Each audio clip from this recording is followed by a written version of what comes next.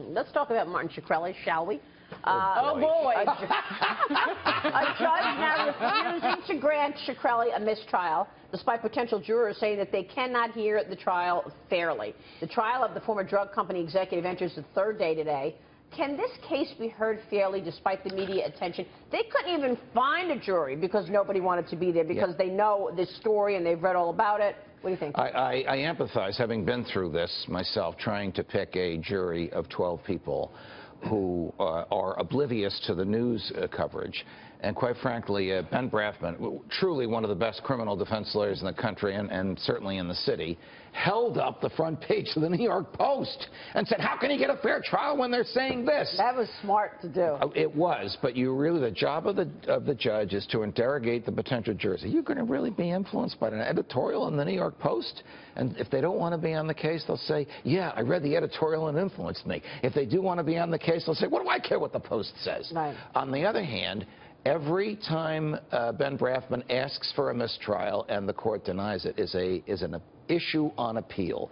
So the more times you can force a trial judge to make decisions, even when they go against you, the more opportunities you have to raise that on appeal if and when your client is convicted. And Ben is a master at that. We raised the issue over and over again when, with all the legal problems that Shkreli was having. Why are you talking? Why won't you shut up? Why do you came on this show? Now we know why. Maybe he was quite wily about it. If anybody in the country tweets more self-destructively than the president, it's Shkreli. Just to be he's a low-level guy, and let's face it, he did the heinous thing of taking a $13 per pill drug and charged $750. Okay, but we know that's not what he's on trial for. Exactly. That's not even what he's on trial for. That's exactly where I'm going. Why does this guy matter so much? What's so important about Martin Shkreli? It's a sideshow. I mean, if his name were Martin Jones, we wouldn't even be hearing the case. It would be an ordinary securities fraud case.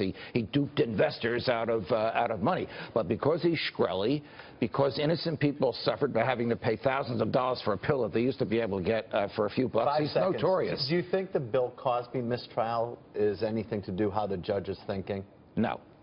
No, the Bill Cosby mistrial had such unique issues in it because a prosecutor promised him 15 years ago he'd never be tried if he said under oath what happened. Then that prosecutor died, and the judge refused to hold the prosecutor's office bound by the promise, and he was tried anyway. By the way, you mentioned the cover of the New York Post with Shkreli yesterday. Here's today's cover. The most busted name in news. And that's not even about Shkreli. Busted. All right, Judge, good to see you. Likewise, guys. It's always a happy time here, It's a different no matter what we're subject, talking but it's about. funny. Judge Andrew Napolitano.